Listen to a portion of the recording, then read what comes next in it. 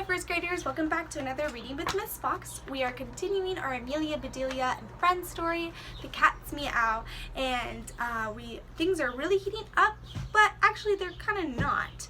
We know that Amelia Bedelia and her friends helped save the cat from the tree by calling the firefighters who came, and Lieutenant Johnson helped save the cat. But now Amelia Bedelia only has 5 days to find this cat a new home, and 2 days have gone by and nobody's called after they've put up posters everywhere. So today we're going to find out if anybody is going to call or if they're going to have to come up with a new idea. Now this book has been all about invention, so I'm wondering if they're going to have to create a new invention or think of another solution to a problem. Let's go ahead and continue our story. Coupons for a cat. Meow, meow, chirp, chirp, chirp, meow, meow. Amelia Bedelia woke up. Pumpkin was sitting on the windowsill watching a bird in the tree outside her window. The sun was shining, drying up puddles. When Amelia Bedelia got to school, she began to understand why the phone hadn't rung. The posters that she and Penny and Joy had taped up around the playground had been ruined by the rain. The paint and the ink had run, and the paper was soggy and torn. Nobody could see how cute Pumpkin was, and nobody could read the phone number. "Oh no," said Penny when she jumped off the bus. "All of our hard work." Penny and Amelia Bedelia stared at the posters, or what was left of them. "It just means we'll have to work harder to find a new solution," said Amelia Bedelia. "We need to put an ad someplace where it can't be washed away." "But where?" asked Penny. "I know," said Amelia Bedelia. "In the newspaper." At recess, Amelia Bedelia's friends gathered around the stump table while Amelia Bedelia, Penny, and Joy explained what had happened to the posters. "My dad always says the more people who see your ad, the better," said Amelia Bedelia. "If we put an ad in the newspaper, everyone who lives in this town will see it. Someone will want to take Pumpkin home." "Cool, but who is Pumpkin?" asked Clay. "The cat," said Amelia Bedelia. "Amelia Bedelia named the cat Pumpkin," said Penny. "That's the perfect name," said Joy. "But doesn't it cost a lot to put an ad in the paper?" asked Angel. "Not really," said Amelia Bedelia. "Mr. B helped me look into it up in the library computer. We can buy a small ad for $200. Amelia Bedelia's friends stared back at her blankly.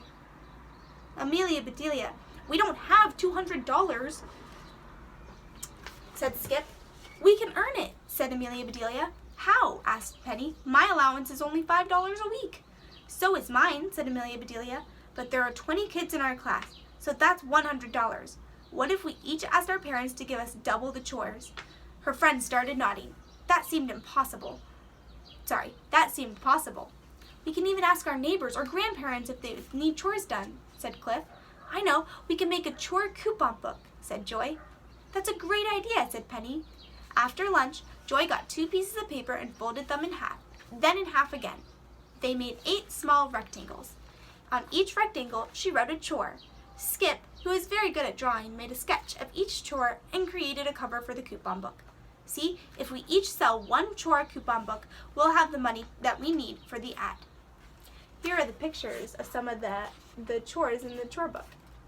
You can see walking a dog, raking leaves, mowing the lawn, setting the table.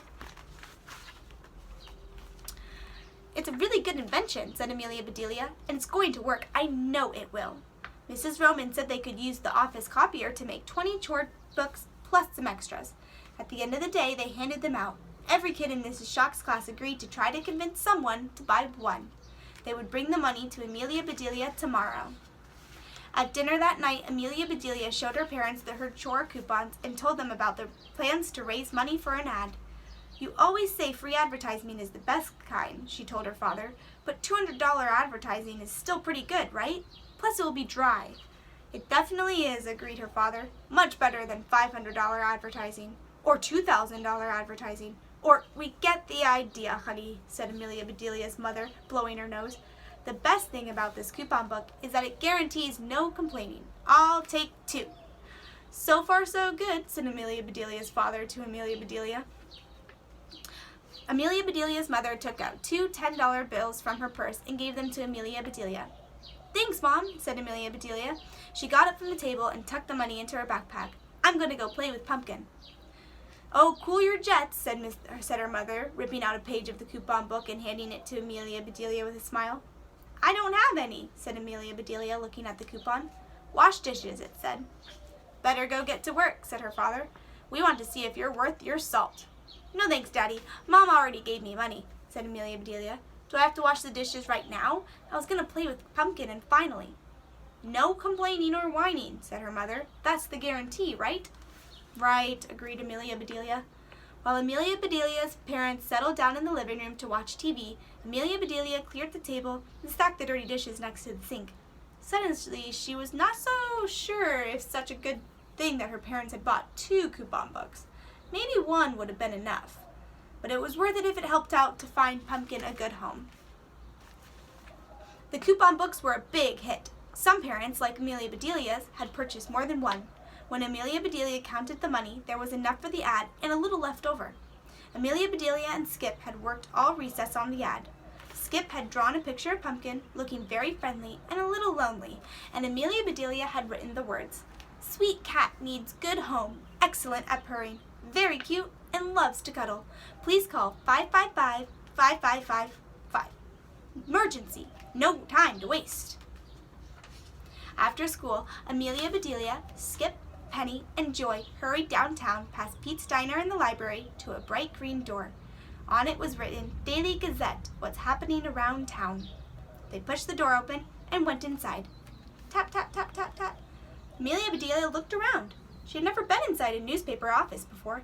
The desks had computers on them and papers piled high here and there. A woman who was typing looked up and smiled. "May I help you?" she asked. "We want to," said Skip. "We need a," said Penny. "Do you have a," said Joy. They all stopped at once, uncertain. "Come on, let the cat out of the bag," the woman said, smiling. "We didn't bring the cat," said Amelia Bedelia. "What cat?" said the woman. "Pumpkin," said Amelia Bedelia. "The one for the ad," said Joy. The woman shook her head. "What ad?" she asked. "The one we want to put in the paper," said Amelia Bedelia. She showed the woman their ad. "So you're trying to find a new home for your cat?" the woman asked, studying the ad. "She's not really my cat," said Amelia Bedelia. She explained how they found the cat on the playground. Penny told how they tried to get the cat out of the tree. Joy explained that the fire truck had to come. Skip described how Lieutenant Johnson had lured the cat down with Amelia Bedelia's tuna fish sandwich. The woman listened. Her eyes got rounder and rounder. "I think you've made a mistake," she said. "You don't want to place an ad." "Yes, we do," said Amelia Bedelia. "We have $240, so we can afford it." The woman smiled. "I'm sure you can, but you don't need an ad. This is news. I want to write a story for the paper about Pumpkin the cat and how students of Oak Tree Elementary rescued her. You kids are the cat's pajamas." Amelia Bedelia looked at her clothes. She had pajamas with cats on them at home, but she wasn't wearing them. She had on leggings and a stripy shirt and a skirt and a shirt with flowers on it and purple jacket with hood. "These aren't my pajamas," she said. "Then mine are way too big for Pumpkin anyway." "I can see that," the woman said, smiling. "My name is Lydia Scoop, and I'm the reporter for the Gazette. First thing, I'd like to get a picture of Pumpkin for the paper. Can you bring her here for a photograph? Then I'll interview all of you. If we can get this done today, I'll have the story ready for the paper tomorrow." Amelia Bedelia looked at her friends. They all looked back at her and grinned. Pumpkin was going to be famous, and so were they. "We'll be right back," said Amelia Bedelia. "Mom, I'm home," called Amelia Bedelia when she, Skip, Penny, and Joy rushed through the front door. "Guess what?" "What?" her mother called. She came from the kitchen, carrying a tissue in one hand and her phone in the other. "Sweetie, you look like the cat swallowed the canary." "Oh no, did Pumpkin eat a canary? She really likes birds, but wait, we don't have a canary. And you said no pets except for finally. But did you change your mind?" Amelia Bedelia gasped in horror. "Did you get a canary today when I was at school? And did Pumpkin already eat it?" "There is no canary," her mother said, pausing to blow her nose. "Mom, guess what? A reporter named Lydia Scoop wants to do a story for the Gazette about Pumpkin," said Amelia Bedelia. "We're supposed to take Pumpkin to the newspaper office so she can take her picture." Amelia Bedelia's mother smiled. "That's wonderful, and I have good news too. Lieutenant Johnson from the fire station just called and said that she's talked to all the other firefighters, and they've agreed that they want a cat to be their station pet. They'd like to adopt Pumpkin." Amelia Bedelia and her friends cheered. "We did it!" shouted Joy. "Our posters worked!" yelled Skip. "Let's go tell Pumpkin!" Penny hollered. And that is where we're going to stop. Well, looks like we're ending today's on a very good note, and it looks like Pumpkin might even have a home. So come back tomorrow for the final part of our book to see how it ends and to see if it ends with a good idiom. Alright, bye first graders. I'll see you tomorrow.